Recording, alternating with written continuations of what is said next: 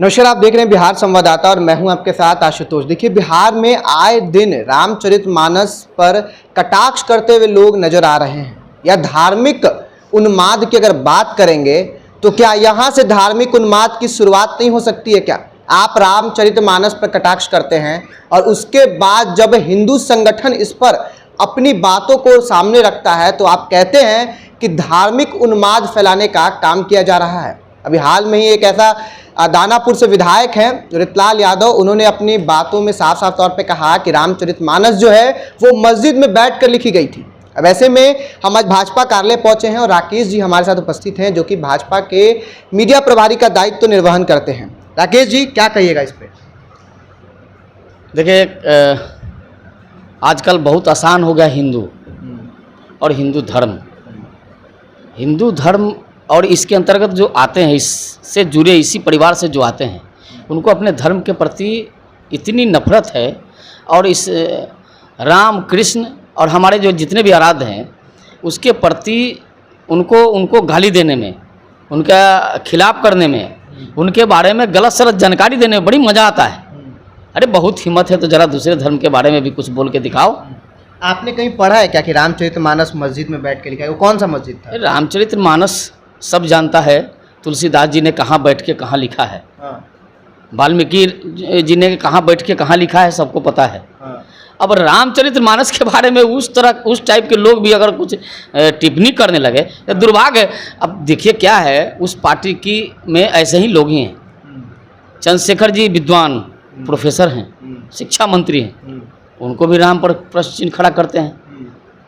राम पर तो बड़ी आसान हो गया है ना, राम पर कृष्ण पर बोलना बड़ी आसान काम हो गया है। हम तो कहते हैं जरा दूसरे धर्म के बारे में बोल के दिखाओ।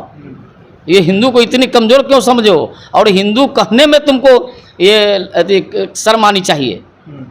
और अब तो कल तो हाइट हो गया, अब उस प्रकार का व्यक्ति भी रामचरितमानस पर टिप्पणी करने लगा और कहा कि मस्जिद में लिखा गया। कौन ग्रंथ में लिखा है? कहाँ लिखा है? कहाँ देखा है? किस कॉलेज में, किस यूनिवर्सिटी में पढ़ा है वो व्यक्ति? कहीं पढ़ा लिखा हो तब तो ही पता हो कि कहाँ लिखा गया है। और दूसरी बात, पढ़ा लिखा का क्या मतलब है? उस पार्टी का संस्कार ही यही है। उसमें जो पढ़े लिखे हैं, जो प्रोफेसर हैं, जो शिक्षा मंत्री हैं, जब उन्होंने राम पर प्रश्न चिन्ह खड़ा किया तो ऐसे लोग तो कुछ भी बोलते रहेंगे। अभी कुछ दिन पहले की घटना है जब नुपुर शर्मा जो भाजपा की नेत्री हैं, उन्होंने जब इस पर कटाक्ष किया था पैगंबर को लेकर, तो आपकी पार्टी ने स्टैंड लिया, उन्हें हटा दिया गया, पार्टी से इस्तीफा दिला दिया गया और उसके बाद से तरह तरह का एलिगेशन, जगह जगह उन पर पिटीशन दायर किया गया, वहाँ पे कोर्ट में फिर सुनवाई चली।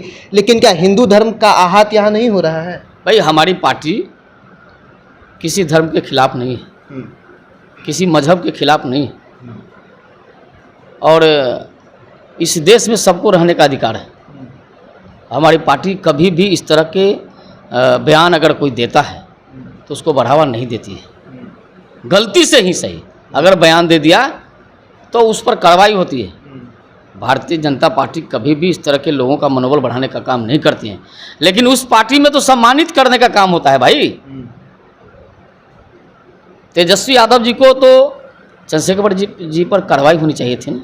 कहते हैं हम कृष्ण के वंशज हैं, राम को गाली देते हो, राम को अपमान करते हो, राम के खिलाफ टिप्पणी करते हो। राम और कृष्ण में अंतर क्या है? हमारे ग्रंथों में तो कहा गया भगवान विष्णु का अवतार राम और कृष्ण दोनों हैं। तो फिर राम के बारे में इतनी काल्पनिक बात क्यों करते हैं?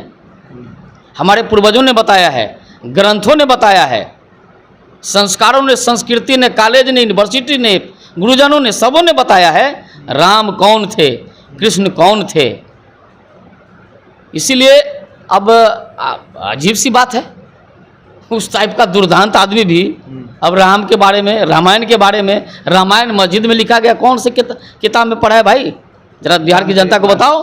रामायण, रामचरितमानस है, कौन यूनिवर्सिटी में पढ़ा है? वो किस किताब में पढ़े हैं कि वो मस्जिद में लिखा गया? इस तरह का भ्रम फैलाना बंद कर दें और वोट का दुकान चलाना बंद करें। भारतीय जनता पार्टी इस तरह की बातों से कोई इत्तेफाक नहीं रखती है और हमेशा इस तरह के बयानों का विरोध करेगी और बिहार की जनता को दिग्भ्रमित करने का काम प्रयास न करें। तो अभी आपने सुना राकेश जी को किस प्रकार से वो कह रहे हैं कि ऐसा व्यक्ति भी जो दुर्दांत है वो भी आकर अब रामचरितमानस पर टिप्पणी कर दे रहे हैं। और कौन से कॉलेज, यूनिवर्सिटी या किस प्रोफेसर ने उनको ये बताया है कि जो रामचरितमानस है वो मस्जिद में लिखी हुई ग्रंथ है। फिलहाल आपकी क्या राय है कमेंट बॉक्स में जरूर बताइएगा। कैमरामैन दीप के साथ मैं आशुतोष, पटना।